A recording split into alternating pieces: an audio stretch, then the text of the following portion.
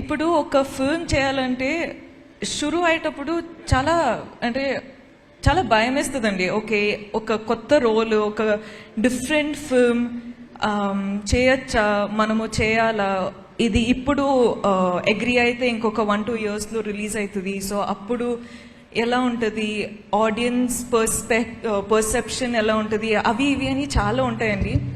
కానీ కుబేరా శేఖర్ గారు నాకు నరేట్ చేసేటప్పుడు the only thing I said to my self was, సెట్కి వెళ్ళి సరెండర్ అయిపోవాలి.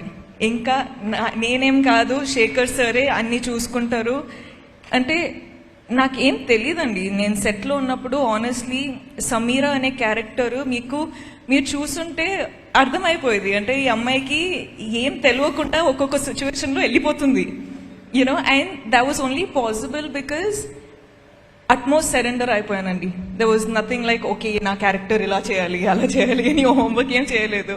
జస్ట్ అక్కడ వెళ్ళి డైరెక్షన్ టీమ్కి ఒక వెళ్ళిపోయి చెప్పిన, అంటే మీరు చూసుకోండి, ఇంకా నా ట్రస్ట్ మీ పైన ఉంది అని చెప్పేసిన.